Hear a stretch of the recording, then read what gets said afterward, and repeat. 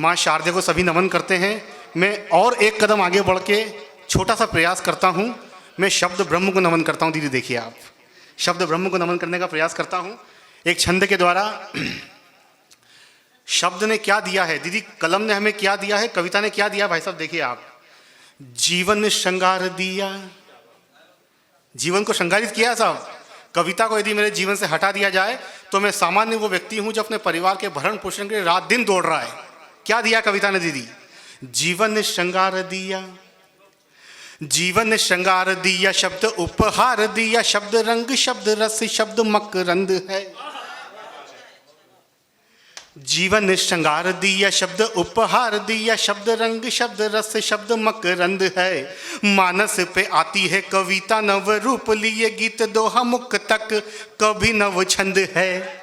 साहित्य के आंगन खड़े हैं निज गर्व लिए, कलम प्रसाद ये तो महा आनंद है। मनन है, चिंतन है, भावना का सृजन है। वाणी का शिखर ये तो आत्मा की गंध है, वाणी का शिखर ये तो आत्मा की गंध है, वाणी का शिखर ये तो आत्मा की गंध है। मेरे आदरणीय बाबूजी विनोद मंडलोई जी आ गए हैं। बाबूजी आप विराजें, आप विराजें। सभी मेरे लिए प्रणम में हैं, लेकिन आपको देख के मन में संतोष होता है कि कविता के रक्षक यहाँ उपस्थित हैं। मित्रों, जैसा कि समय का ध्यान रखूंगा, समय का अतिक्रमण नहीं करूंगा। और जी जी बिल्कुल नहीं दादा, बिल्कुल नहीं। लेकिन जो बुजुर्गों का सम्मान करना पड़ेगा दादा। अरे लोग यहाँ पे आपको सपने में देखने की कहानी सुना गए 20 मिनट। हाँ, या तो 4 सेकंड का सम्मान है, क्या दिक्कत है? बहुत बहुत सम्मान करता हूँ दादा। देखिए आदरणीय विनोद जी, घर में एक कोना ऐसा रखिए। दीदी कविता कैसी होनी चाहिए? घर एक मानक है। अंडमान निकोबार से आए आदरणीय, आपसे भी निवेदन करता हूँ, आप भी ध्यान दीजिएगा कि कविता कैसी होनी चाहिए, साहित्य क्या होना चाहिए। कि घर में एक कोना ऐसा रखिए जहाँ पे जीवन बसता हो। घर एक मानक है, इसे आप मन के द्वारा ही समझ सकते हैं। मन में एक कोना, मन में एक कोना ऐसा रखिए, घर में एक कोना ऐसा रखिए जहाँ पे जीवन बसता हो, कर्तव्यों के बोझ से परे जहाँ पे बचपन हंसता हो।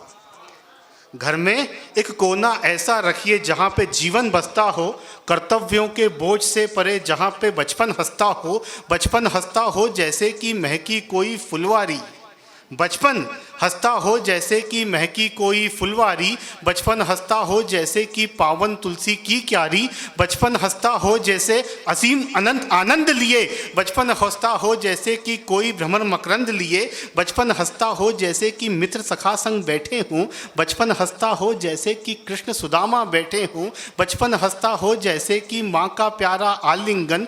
बचपन हंसता हो जैसे कि पिता की गल बहियाँ चुंबन। बचपन हंसता हो जैसे कि कोई लक्ष्य अब शेष नहीं। बचपन हंसता हो जैसे कि इससे अधिक कुछ विशेष नहीं। इतने सुंदर क्षणों को जीकर बचपन जहां संवरता हो, घर में एक कोना ऐसा रखिए जहां पे जीवन बताओ।